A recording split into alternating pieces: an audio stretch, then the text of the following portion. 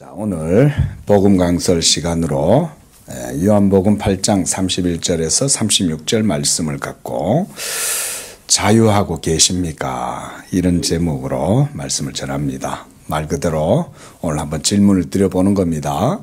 자유하고 계십니까? 여러분들 어떻습니까? 자유하십니까? 그리스도 예수 안에 있다면 가장 먼저 자기의 신앙을 돌아볼 때 내가 자유한가? 라는 것에 대해서 물어봐야 됩니다. 오늘 예수님께서 자유라는 주제를 가지고 말씀을 하니까 본문 33절에 보니까 유대인들이 예수님께 이렇게 말을 했어요. 우리는 아브라함의 자손이고 남의 종이 된 적이 없는데 어떻게 해서 자유롭게 하리라고 말씀을 하는가. 우리는 자유롭다 이렇게 생각을 한 거죠. 자, 여러분들은 어떻습니까? 여러분들은 자유롭습니까?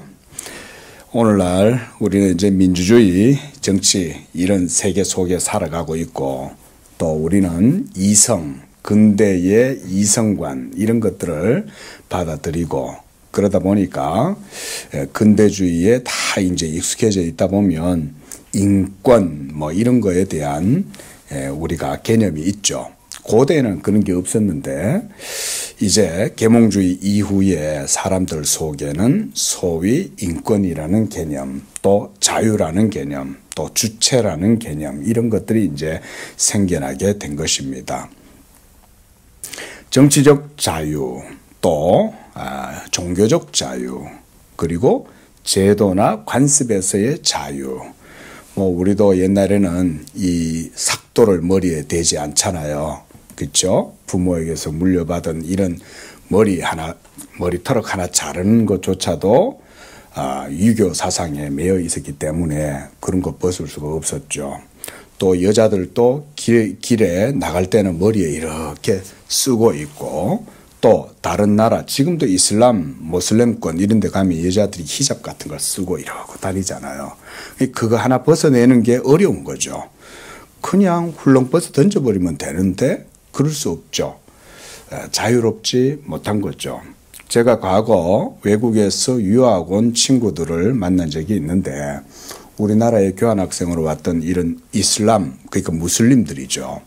무슬림 학생들인데 식당 가서 함부로 밥을 잘 못 먹어요. 왜 그런가 그랬더니 할랄 음식 때문에 그런 거예요. 그게 자유롭지 못한 거죠. 매여 있는 거예요. 비교적 우리 기독교는 어떤 생활 양식이나 문화가 자유롭죠. 기독교는 로마 교회는 좀 그렇지는 못하죠. 언뜻 외향적으로만 봐도 로마 교회는 어떤 종교적인 의식 이런 것들에 많이 매여 있고 뭐 성당에 가가지고 미사하는 분들은 이제 그런 얘기를 하더라고요. 성당 가면은 앉았다 일어났다 하는 게 너무 힘들다는 거예요. 뭐 일어났다 앉았다가 일어났다 앉았다가 계속 이런 의식들을 행하니까.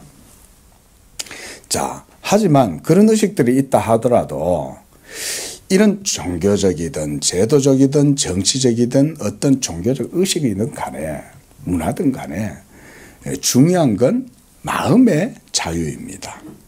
제일 중요한 건 영적인 자유가 가장 중요한 것입니다. 그래서 그리스도께서 우리를 위하여 행하신 모든 일들은 우리의 영혼을 자유하게 하는 영적인 자유입니다. 이것이 중요합니다. 오늘 말씀 들으면서 다시금 여러분들의 믿음도 돌보시고 그래서 나는 복음 안에서 이 그리스도께서 주신 자유를 누리고 있는가? 이런 것들을 여러분들이 말씀을 통해서 생각해 보면 좋겠습니다. 36절 말씀을 보십시오. 주님은 아들이 너희를 자유롭게 하면 너희가 참으로 자유로우리라 라고 말씀을 합니다. 아들이 우리를 자유롭게 해줄 것이다. 이렇게 말씀을 하고 있어요. 그렇게 하면 너희가 자유롭게 될 것이다. 이 말인 거예요. 이 본문의 말씀을 우리가 원어적 의미로 보면 그런 의미입니다. 내가 너희를 자유롭게 해줄 것이고 그러면 너희는 자유를 누리게 될 것이다. 이런 의미예요. 자, 그렇다면 예수님께서는 우리를 어떻게 자유롭게 해 주실 것이고 또 예수님이 우리를 위하여 베풀어 주시는 그 자유는 어떤 자유인가? 말씀드렸듯이 그것은 바로 영적인 자유입니다. 자, 그래서 예수님께서는 이 자유가 어떤 성격이냐를 보여주기 위해서 34절에 이렇게 말씀하셨어요. 진실로 너희에게 이르노니 죄를 범하는 자마다 죄의 종이다. 그렇죠. 사람이 죄를 범한 거예요. 그러면 보통 사람들은 어떻게 생각하냐면 내가 죄를 저질렀다. 이렇게 생각을 합니다. 그런데 사실은 그게 아닙니다. 내 속에 죄가 나를 사로잡아서 죄를 짓게 한 거예요. 성경적 개념은 그렇게 이해가 되는 거예요. 내 속에 있는 죄가 역사하여 나로 하여금 죄를 짓도록 하는 거예요. 근데 사실은 도둑질 하는 사람도 자기가 도둑질 하고 싶어 할까요? 사실은 도둑질 하는 사람도 맨정신으로 가만히 집에서 혼자서 생각해 보면 도둑질 하고 싶은 생각 없어요. 본인도. 그렇죠? 그런데 어느 순간 자기는 이제 도둑질을 하고 있는 거죠. 누군가를 미워한다는 거 가만히 생각해 보면 누군가를 미워하고 싶은 생각 별로 안 들어요. 그냥 사랑하고 기분 좋게 지내고 싶죠. 그런데 누군가가 미운 거예요. 그럼 그 왜 미워하냐 이거죠. 뭐 때문이겠습니까? 우리 속에 있는 죄가 그 일을 하는 거예요. 그런데 문제는 죄를 짓고 악을 행하고 불의함 가운데 있어도 그게 불의함이라는 사실을 알지 못하고 죄를 지어도 내가 죄를 짓고 있다는 생각을 못하니까 이게 이제 문제가 되는 거예요. 그런데 바로 율법이 우리에게 오면 우리가 이제 그 율법의 거울에서 우리 자신들을 비추어 보게 되는 거예요.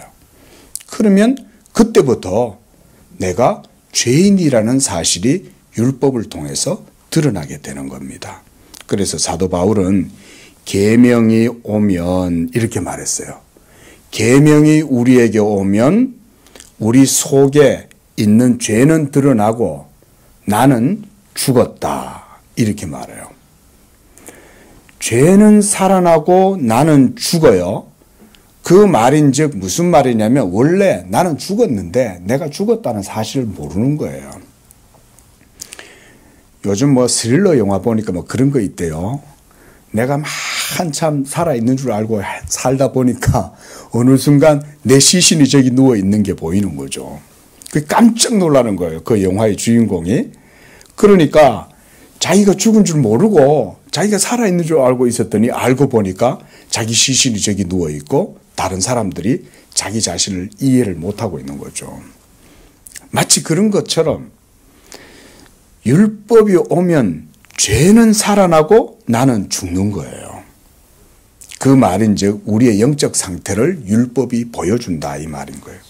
그러면 지금까지는 나는 주체적인 존재이고 자율적 존재이고 나는 민주주의 시민사회에서 주권을 가지고 있고 내 의지를 가지고 선택할 수 있고 나는 선도 행할 수 있다 라고 생각했던 그런 내 모습이 율법 앞에서 완전히 새롭게 드러나는 거죠.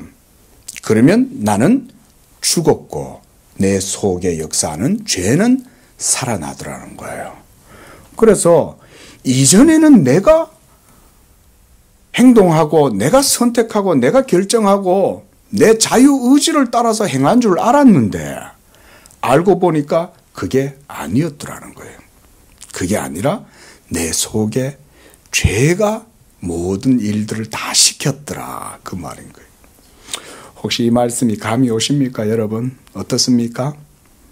예. 하나님의 율법의 말씀을 우리가 인식하지 못하면 우리 속에 있는 죄를 인식할 수가 없습니다. 그 죄를 인식할 수 없으면 나는 여전히 자유의지를 가지고 있고 선을 행할 수 있는 능력을 가지고 있다고 생각해요. 여기에 많은 사람들이 걸려 넘어집니다. 이 말씀에. 그래서 소위 우리가 펠라기우스라든지 또는 중세의 아르미니우스라든지 우리가 요한 웨슬레라든지 이런 분들은 인간의 자유의지를 그래도 어느 정도 가지고 있다고 본 거예요. 그런데 성경은 그렇게 얘기하지 않죠. 우리는 이미 죽은 거예요. 그리스도 예수 안에서 새 생명을 얻기 전에는 우리 모두는 다 아담 안에서 한 범죄로 말미암아 모두가 다 죄를 지었고 사망이 우리 위에서 왕노릇하고 있는 그런 것이 바로 우리 인간의 모습인 겁니다.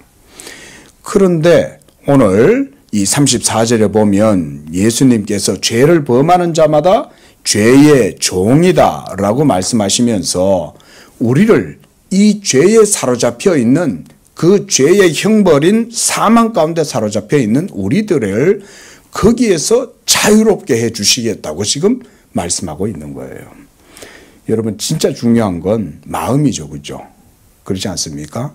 살아보면 돈이 많을 땐 돈이 많으면 마음이 부여해질 것 같지만 정작 돈이 많아 보면 그 돈이 내 마음을 평안하게 해주지 못하죠. 내가 뭔가 큰 힘과 권세를 가지고 있으면 그것으로 좋아질 것 같지만 그렇지 않죠. 육의 그런 어떤 바라는 것들은 사실은 신기루 같은 것들이 굉장히 많습니다. 돈이 없을 땐 돈이 있으면 좋겠다 싶고 먹을 게 없을 땐 먹을 게 있으면 좋을 것 같고 이러지만 막상 그 모든 것들을 다 누리고 가져보면 내가 자유롭지 못하다는 사실만 다시금 깨달을 뿐이죠. 그렇죠? 우리는 그런 거예요. 그런 것들이 다 육적인 것이기 때문에 그런 것입니다. 본질적인 자유는 영적인 자유입니다. 영적인 자유란 예수의 영으로 말미암아 자유롭게 되어야만 그가 진정한 자유를 누릴 수가 있습니다. 그래서 오늘 예수님이 31절 하반절에 보면 너희가 내 말에 거하면 참으로 내 제자가 되고 이렇게 말씀했어요. 여기에서 예수님께서 자기의 말에 거하면 이라는 이런 말씀을 했습니다. 이 말을 우리가 좀 더 이해하기 쉽도록 바꾸면 이런 말이에요. 너희가 나를 믿으면 이 말입니다. 한마디로 예수를 믿으면 이란 말과 예수님의 말씀에 거하면 이란 말은 동일한 의미입니다. 같은 말이에요. 그러니까 너희가 나를 믿으면 이 말인 거죠. 그러면 너희가 내 제자가 되고 제자와 선생의 관계에서 제일 중요한 게 뭔지 아세요? 학생에게 있어서 선생님을 믿는 겁니다. 선생님을 믿지 않는 제자는 배움을 바르게 얻을 수가 없습니다. 배움을.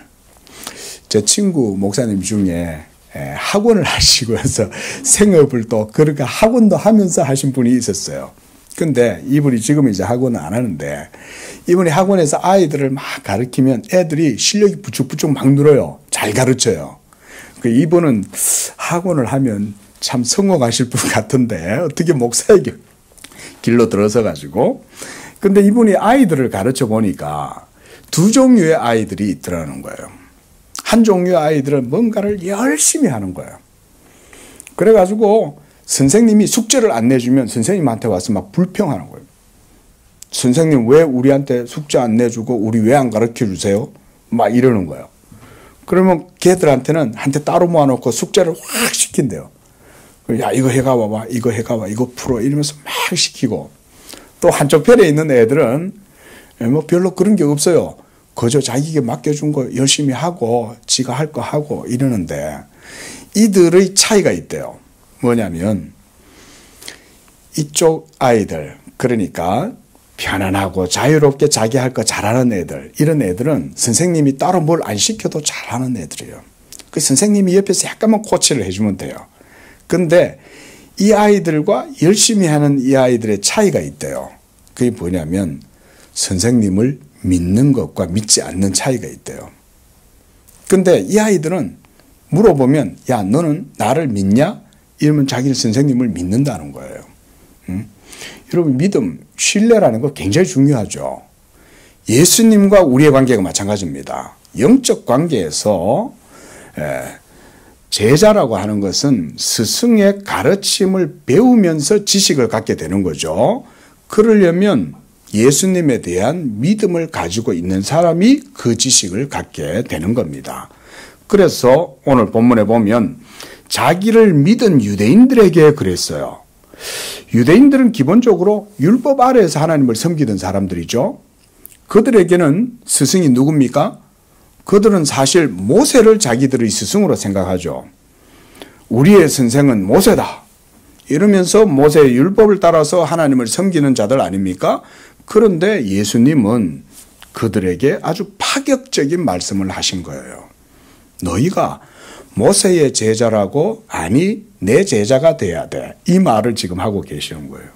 그리고 모세의 율법을 따라서 하나님을 섬기는 것이 그들의 기본적인 신앙의 내용인데 예수님은 율법이 아닌 내 말에 거하라고 말씀하고 있는 거예요. 예수님의 말씀을 믿고 따라라 이 말인 거죠. 그러니까 유대인들한테는 아주 파격적인 말씀인 거예요, 이게. 이야, 어떻게 우리한테 저렇게 얘기를 하나? 우리는 모세의 제자고 우리에겐 율법이 있는데 이 율법을 따라서 하나님 섬기고 있는데 왜 자기 말을 따르라고 저러는 걸까? 굉장히 이것은 파격적인 말씀인 거예요. 그들에게는 아주 큰 도전이었을 수 있습니다. 그때 예수님이 32절에 너희가 내 말에 거하고 내 제자가 되면 너희는 진리를 알게 될 것이다. 이렇게 말씀하고 있습니다. 진리를 알지니라는 말은 이해하게 된다는 이 말이에요. 이 원어적 의미도 그런 의미입니다. 진리를 understand, 이해할 수 있게 된다. 그러면 역으로 보면 지금 예수님을 따르는 유대인들은 진리를 안다는 얘기예요, 모른다는 얘기예요. 너희는 진리를 한마디로 말하면 몰라. 듣는 유대인들 입장에서는 기분이 나쁘겠죠. 자기들은 하나님을 열심히 잘 섬기고 있고 율법의 규범을 따라서 신앙생활 잘하고 있는데 어찌 우리한테 진리를 알지니라고 저렇게 얘기하나? 우리는 진리를 모른단 말인가? 이런 생각이 드는 거죠. 그래서 예수님이 오늘 이 말씀을 유대인들에게 하시는 거예요. 유대인들은 자신들이 진리를 알고 있다고 생각했고 자기들이 하나님 앞에서 의로운 자들이고 그래서 죄와는 상관없이 의로운 자들로 자기들은 그렇게 생각을 하고 있었기 때문에 이런 말씀들을 하는 겁니다. 자, 그런데 진리가 너희를 자유롭게 하리라 라고 말씀했단 말이에요. 여러분들도 한번 여러분들의 믿음을 이 말씀에 한번 비추어서 한번 바라보시기 바랍니다. 내 믿음은 자유로운 믿음인가? 내 믿음은 자유하고 있는가? 한번 말씀을 통해서 생각을 해보시기 바랍니다. 그렇다면 무엇으로부터의 자유인가?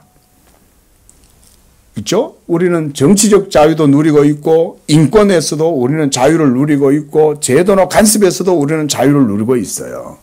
우리는 길거리에 나가서 뭔가를 사 먹을 때 내가 오늘은 이걸 먹고 싶어서 이걸 먹을 수도 있고 저걸 먹을 수도 있어요. 널린 것들이 뭐 온갖 종류의 식당이니까. 그렇죠? 밥 한번 먹으러 가기 힘들죠. 그렇죠? 오늘 점심 때 뭐 먹을래? 서로 물어보잖아요. 동태탕 먹으러 갈까? 순두부찌개 먹으러 갈까? 뭐 먹을래? 아이고, 뭘 먹어야 될지 한참을 생각해도 답이 안 나와요. 예? 그것도 사실은 별로 자유롭지 않은 것 같아. 너무 많으니까. 그렇죠? 그런데 우리는 그런 것에서 자유롭다고 생각하지만 진짜 자유는 영적인 자유입니다. 하나님의 말씀에 대한 우리의 영혼의 자유예요. 그 말씀 앞에서 하나님과 인격적 관계가 온전하냐? 그래서 오늘 본문에서도 예수님이 35절에 보면 집 얘기를 해요. 집에서 자녀는 자유롭죠. 제일 자유롭고 평안하고 안락한 게 어디 있습니까? 집이잖아요. 그렇죠? 하루 종일 회사에서 일을 하고 세상 일을 가다가 저녁 때 집에 오면 거기서 자유를 누리죠. 자녀도 집에 오면 자유롭고 남편도 아내도 집에 오면 자유로워요. 그게 집이죠. 하나님의 집이 그런 겁니다. 여러분이 거하시는 모든 삶이 하나님의 집이라면 여러분은 그 집에서 자녀니까 자유로운 거죠.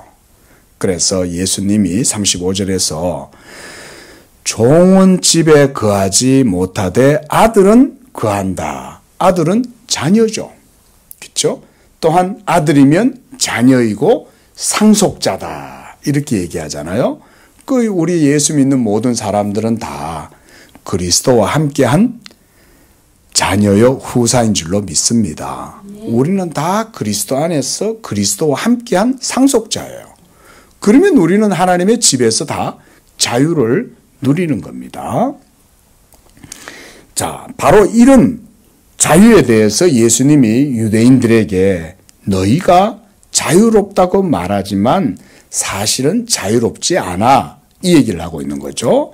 34절에 보면 죄를 짓는 자는 죄의 종이다 라고 말씀하신 것이 바로 우리는 모두 다 죄인이요 불의함에 매여 있다.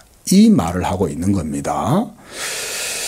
그리스도인이 된다는 건요. 이것부터 인식해야 그리스도인이 돼요. 여러분 우리가 전도를 할 때도 예수 믿으세요. 그러면 사람들이 나 예수 안 믿어요. 내가 왜 예수 믿어요? 왜 그러는지 아세요? 예수 믿어야 될 이유를 깨닫지 못하기 때문에 안 믿는 거예요.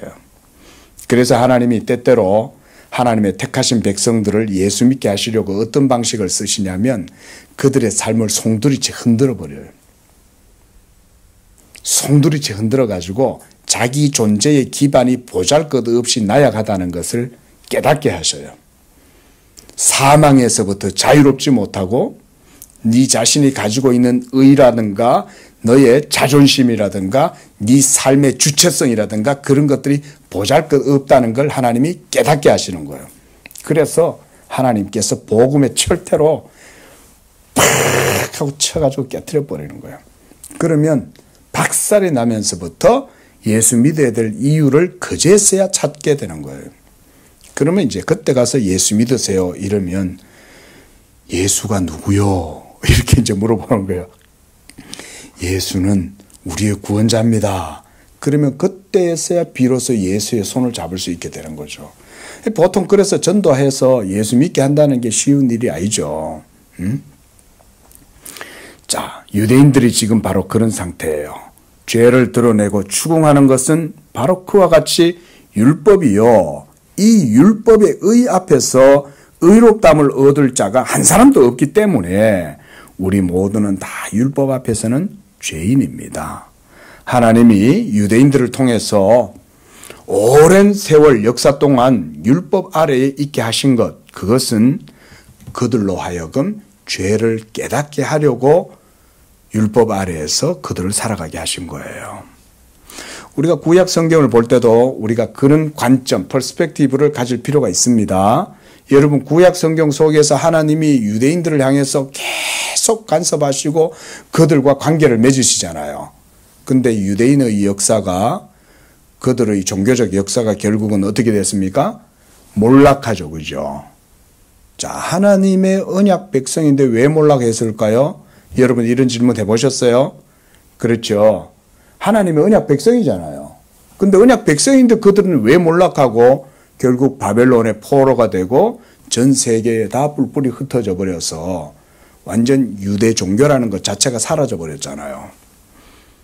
그럼 우리가 질문을 한번 해볼 수 있거든요. 오랜 구약의 역사 속에 그와 같이 찬란했던 구약의 역사들이 있었는데 왜 그것은 사라졌을까? 여러분 그것이 바로 뭘 보여주냐면 율법의 한계를 보여주는 겁니다. 율법 아래에서 모세의 율법을 따라서 하나님을 섬기는 인간의 모든 종교도 결국 율법 앞에서는 깨어지고 사라질 수밖에 없음을 보여주는 거예요. 그래서 하나님께서 때가 되면 그리스도를 보내셔서 율법 아래에서 나게 하시고 그 다음 그리스도께서 자기의 몸으로서 그 율법의 모든 연약한 것을 짊어지시는 거예요. 그렇게 한 다음 십자가에서 자기의 몸으로 율법을 폐하시는 것입니다. 따라하겠습니다. 자기 몸으로 율법을 폐하셨다. 자기 몸으로 율법을 폐하셨다. 이것 때문에 예수님이 2000년 전에 오신 거예요. 그리고 율법 아래에서 나신 거예요. 예수님이 이 세상에 오신 것은 율법과 상관없이 오신 게 아닙니다. 철저히 모세의 율법에 부여하신 그 의를 따라서 예수님이 이 세상에 오시고 여기 오셔서 그 율법의 의를 자기의 몸으로 이루시는 거예요. 그걸 이루심으로써 이제 예수를 믿는 자들은 그 의를 믿음으로 받는 거예요. 예? 이것 때문에 예수님이 아들이 너희를 자유롭게 하면 너희가 자유롭게 되리라 라고 말씀하신 것입니다. 우리 갈라디아서 4장 말씀 한번 찾아보겠습니다. 갈라디아서 4장 21절에서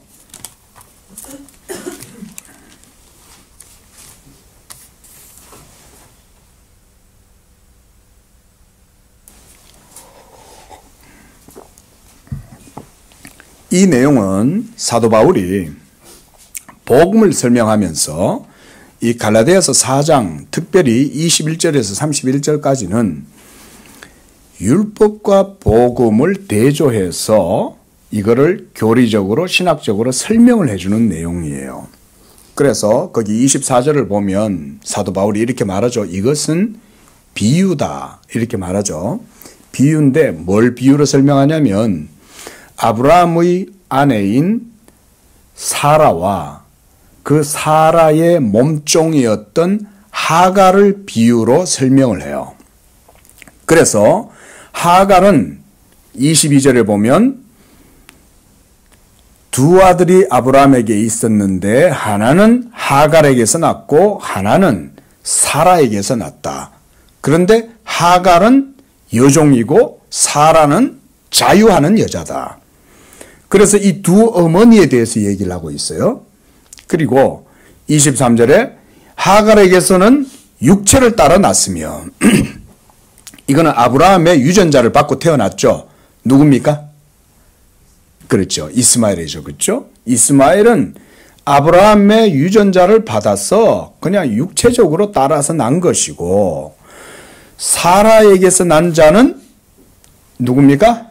이삭이죠. 이삭은 무엇을 따라 난 거예요? 예, 아브라함의 소생이긴 하지만 그는 하나님의 약속의 지명자인 거예요. 하나님이 이삭에게서 하나님의 약속의 말씀을 둔 거예요. 그래서 하나님이 일부러 이 약속을 강조하시려고 사라가 90이 되도록 애를 못 낳도록 하나님이 딱 붙들고 있는 거예요.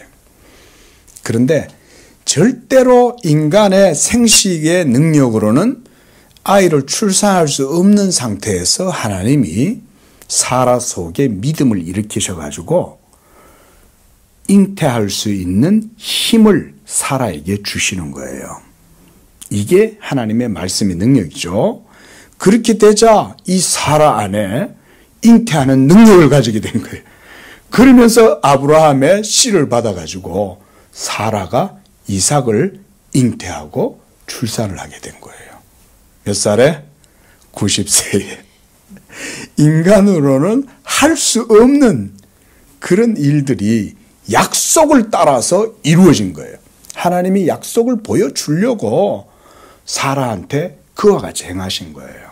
일부러 애를 하나님이 원래 사라가 출산을 못하는 여자라고 보면 됩니다, 여러분. 저는 그렇게 성경을 해석하고 싶습니다.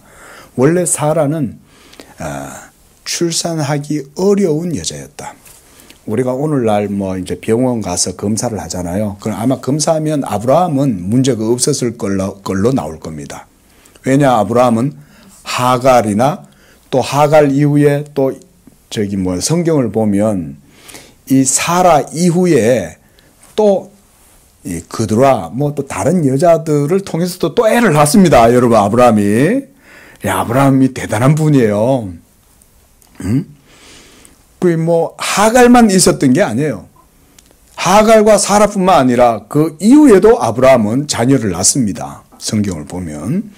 그러니까 생식 능력이 아브라함에게는 문제가 없었는데 제가 볼 때는 사라에게는 출산하는 그런 능력이 없었던 것 같아요. 그런데 하나님이 기적을 일으키신 거죠. 기적을 일으키셔서 사라에게 믿음이 들어가게 하고 하나님의 약속의 말씀이 사라를 통해서 이루어지도록 하나님이 역사하신 거예요. 그러니까 이 90이 된 사라에게서 아들이 태어난 거죠. 자, 그래서 바로 이 사건을 두고 사도 바울이 이렇게 해석을 하고 있는 거예요. 시내산 율법 언약은 바로 하갈의 자손들이다. 그래서 24절 하반절을 보면 하나는 시내산으로부터 종을 낳은 자이니 하갈이고 25절에 이 하갈은 아라비아에 있는 시내산으로서 지금 있는 예루살렘과 같은 곳이니 그가 그 자녀들과 더불어 종노릇한다 그랬습니다. 그러니까 율법 아래에 있는 자들을 하갈이라고 묘사하고 있는 거예요. 하갈의 자녀라고. 종이죠. 종의 자녀죠. 그런데 26절에 보면 오직 위에 있는 예루살렘, 위에 있는 예루살렘이란 저 하늘의 예루살렘 얘기하는 겁니다. 하늘에. 그걸 위에 있는 예루살렘이라 그래요. 그는 자유자니 곧 우리의 어머니 사라이다. 사라는 열국의 어머니잖아요. 그렇죠? 아브라함은 열국의 아버지고 아부라는 말은 아버지란 말이죠. 그 사라는 열국의 어머니 이런 말이에요. 그러니까 열국이란 말은 이스라엘 혈통에만 국한되는 게 아니라 모든 지구상에 있는 모든 사람들 가운데에 믿음의 자녀들, 그들의 어머니 이 말인 거예요. 이게. 그래서 사도 바울도 오늘 이 갈라디아서 5장에 있는 이 말씀처럼 율법과 복음을 비교하면서 율법 아래에 있는 자들은 종이다라고 이렇게 얘기를 하고 있는 거예요. 종이다. 종은 율법의 그 정신 아래에서 하나님을 섬기지만 자녀로서의 자유가 없다는 거예요. 종들은. 하나님을 두려워할 때 하나님을 아버지로 두려워하는 게 아니라 주인으로서 두려워하는 거예요.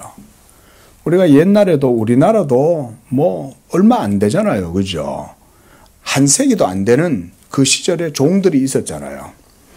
우리가 뭐 박경리의 토지다 뭐 이런 소설 같은 데도 보면 벌써 그때도 다 아직 집안에 하인들이 있잖아요.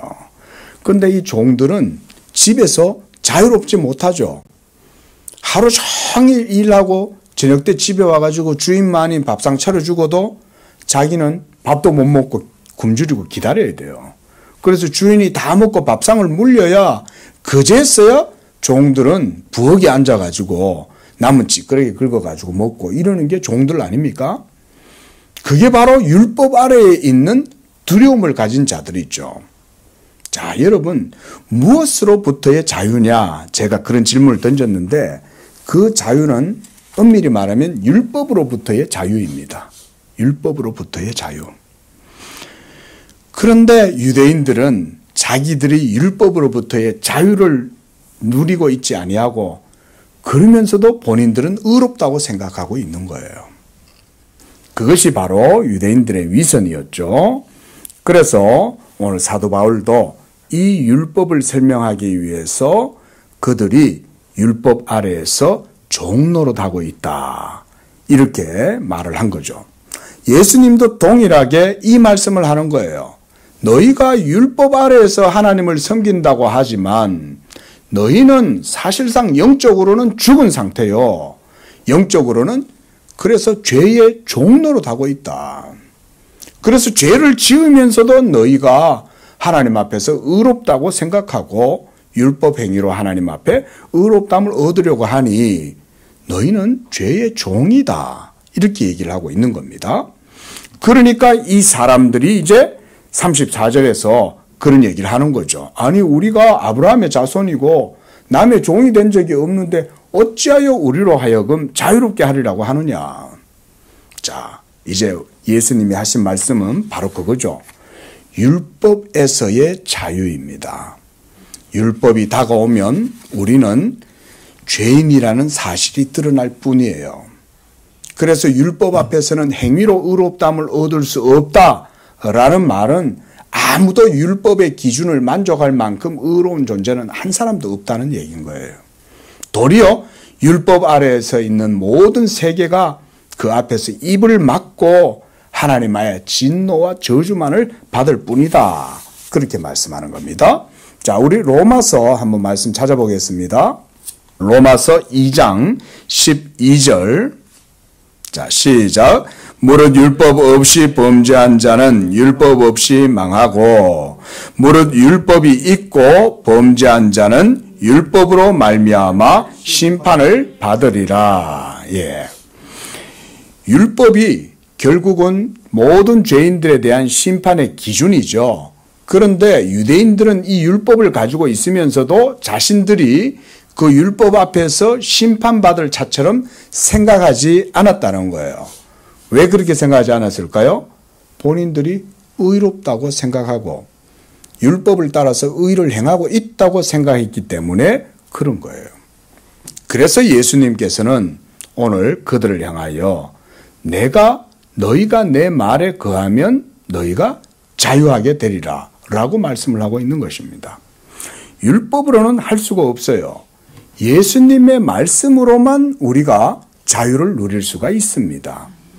바로 이 자유를 주시기 위해서 아들이 너희를 자유롭게 할 것이다 라고 말씀하고 있습니다. 그렇다면 어떻게 예수님은 우리에게 이 자유를 주셨는가? 우리가 조금 전에도 봤지만 갈라디아서 5장 말씀을 보면 사도는 그리스도께서 우리를 자유롭게 하려고 자유를 주셨다 그랬습니다. 그러므로 굳건하게 서서 다시는 종의 멍에를 매지 말라. 여기에서 종의 멍에란 율법 아래에서 율법 행위로 의롭다함을 얻으려고 하지 마라. 그 말인 거예요. 응? 율법 행위로 의롭다함을 얻으려고 하면 할수록 뭐만 자꾸 확인이 되는 거예요? 내가 죄인이고 죄인인 게 드러나면 마음이 유쾌하지 않겠죠.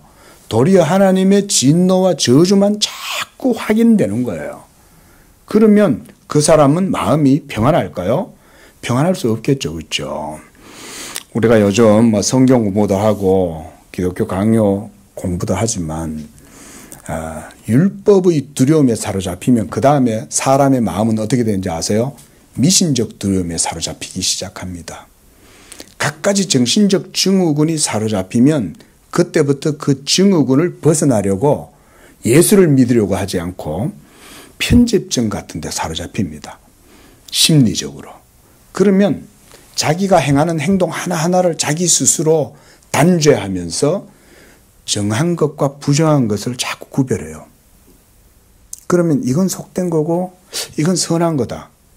여러분, 선한 것과 속된 것을 누가 그 기준을 제시해주고 그 가치 판단을 누가 해요? 뭐가 선한 거고 뭐가 악한 거예요?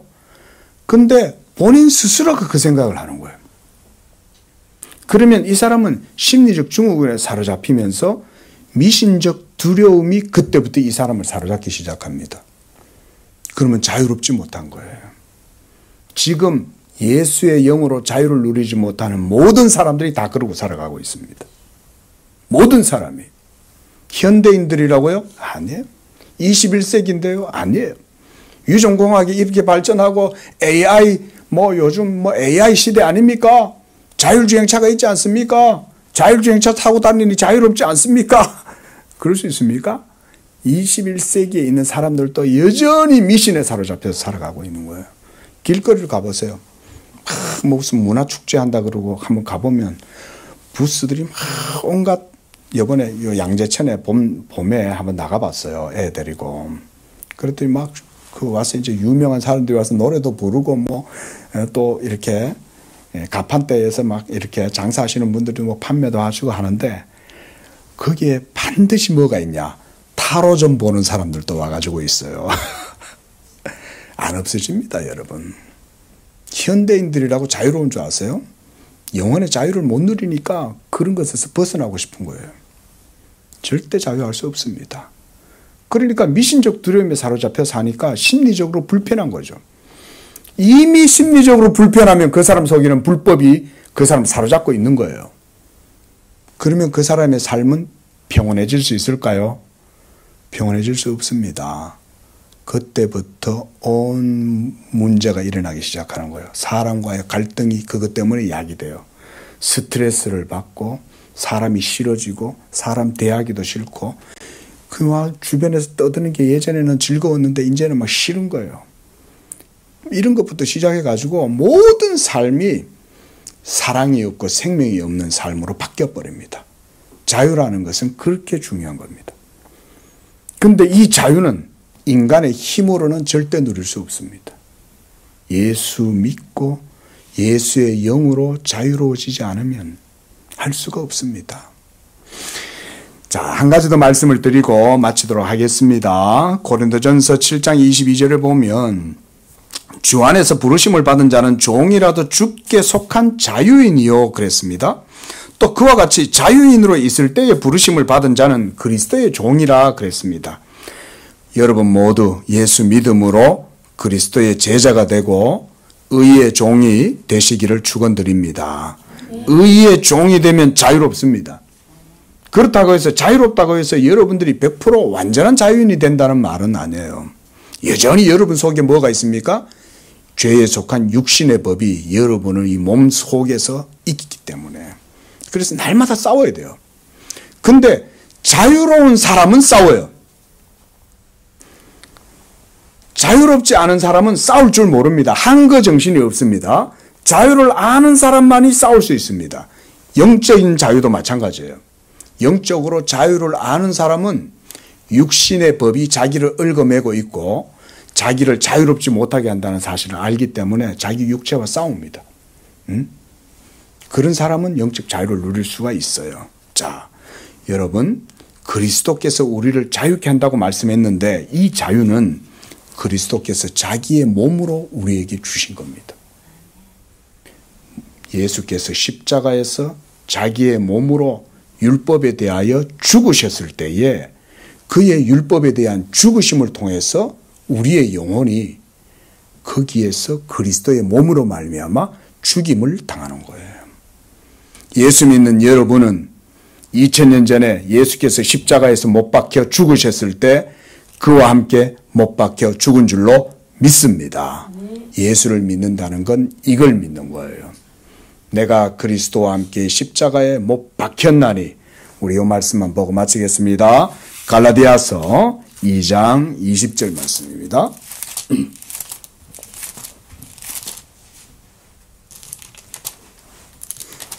갈라디아서 2장 19절 20절 자, 함께 읽습니다. 시작. 내가 율법으로 말미암아 율법에 대하여 죽었나니 이는 하나님에 대하여 살려 함이라. 내가 그리스도와 함께 십자가에 못 박혔나니 그런즉 이제는 내가 사는 것이 아니요 오직 내 안에 그리스도께서 사시는 것이라. 이제 내가 육체 가운데 사는 것은 나를 사랑하사 나를 위하여 자기 자신을 버리신 하나님의 아들을 믿는 믿음 안에서 사는 것이라. 이게 자유예요. 자유하는 사람은 그리스도 예수 안에서 자유를 누리는 거예요. 그 안에서란 아까 뭐라 그랬죠? 예수님의 말씀을 믿음이죠. 그렇죠? 그 말씀을 믿을 때에 우리가 영적 자유를 거기서 누려요. 어제 어떤 한 청년을 잠깐 상담을 했는데 이 청년이 자기의 신앙과 그것에 대한 깊은 회의를 가지고 있었어요. 그래서 도대체 하나님이 계시냐, 영적으로 뭐 하나님을 섬긴다라고 할 때 그런 게 뭐냐 이러면서 막 고민이 많아요. 젊으니까. 여러분, 그리스도 예수의 말씀을 듣고 배우지 않으면 그 영혼의 자유를 못 누립니다. 말씀을 들어야 돼요. 말씀을 배워야 돼요. 성경을 읽고 성경에서 뭔 얘기를 하느냐를 주의를 관심을 기울이면 그때부터 자유는 누리게 되는 겁니다. 예? 근데 복음은 안 듣고 내도록 고민만 하고 있는 거예요. 여러분, 고민한다고 절대 답 안 나옵니다. 여러분들 세상 사시다가 세상의 여러 가지 어려운 문제 속에, 시련 속에 고통당한다고 그 고통 속에서 답을 얻을 수 있습니까? 절대 답 못 얻습니다. 하나님의 말씀의 빛이 그 영혼에 비추어야만이 그때부터 자유를 누리기 시작합니다. 하나님의 말씀이 여러분의 영혼 속에 잦아들면 그때부터 놀랍게 그 말씀이 여러분들 영혼 속에 반짝반짝 빛을 만들어가지고 깨닫게 하고 자유를 누리게 합니다. 아까 말했잖아요. 진리를 알지니 understand예요. 이해가 되는 거예요. 그때부터. 말씀을 들어야 돼요. 예? 바로 이렇게 우리의 몸은 예수로 함께, 오늘 갈라디아서 2장 19절에 보면 율법으로 말미암아 율법에 대하여 죽었다 그랬습니다. 율법이 여러분들을 죄인으로 정죄하고 여러분들에게 하나님의 진노와 저주를 보여줄 때, 내가 예수를 믿을 때에 예수께서 나를 대신하여 십자가에서 자기 몸으로 율법을 폐하심으로써 우리도 그와 함께 율법에 대하여 죽임을 당하는 거예요. 그러면 더 이상 나는 하나님의 심판대 앞에서 공소권이 없는 거예요. 여러분을 더 이상 하늘의 검사인 율법이 여러분들을 공소할 수 없어요. 왜냐하면 십자가에서 죽어버렸으니까.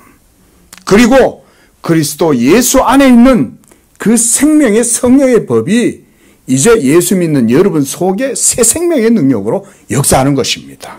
이게 더 중요해요. 율법에 대하여 죽는 것도 중요하지만 이제 진짜 자유를 주는 건 그리스도 안에 역사하는 생명의 성령의 법이 이제는 우리 속에도 역사한다. 만일 여러분이 예수님과 함께 십자가에 못 박혀 죽었다면 또한 하나님께서 여러분을 그리스도 예수와 함께 다시 살리시는 겁니다. 그러할 때 그 믿는 자 속에는 이 새 생명의 영이 역사하고 주의 영이 계신 곳엔 자유함이 있느니라. 그 자유를 이제 누리면서 살아갈 수 있습니다. 귀하신 주의 성도 여러분, 이 복음의 자유를 그리스도께서 주시려고 자기의 몸으로 율법을 폐하시고 부활하심으로 그 새 생명을 우리에게 주셨습니다. 이 믿음으로 여러분이 자유를 누리시고 그 자유 안에서 하나님을 두려워함이 아니라 즐거워함으로 섬기는 복된 자녀들 되시기를 축원드립니다. 기도하겠습니다. 거룩하신 주여, 우리를 자유롭게 하시려고 친히 십자가에 못 박히사 우리를 위하여 그 몸으로 자기를 율법에 대하여 깨트리시고 이제 율법에 대하여 죽으심으로써 우리에 대한 율법의 모든 진노와 저주를 담당하시고 이제 하나님께서 그리스도 안에서 부활의 능력으로 역사하사 예수 믿는 우리 안에도 이 부활의 새 생명을 주시는 줄로 믿습니다. 우리 예수 믿는 모든 성도들이 이와 같이 그리스도와 함께 죽고 그리스도와 함께 다시 살리심을 받았으므로 더 이상 율법 아래에 매여 종노릇하지 아니하고 하나님의 집에서 자녀로서 아들로서 하나님의 상속자로서 이 자유를 누리면서 하나님께 영광을 돌리는 그런 우리 성도들 되게 하여 주시옵소서. 예수님의 이름으로 기도합니다. 아멘.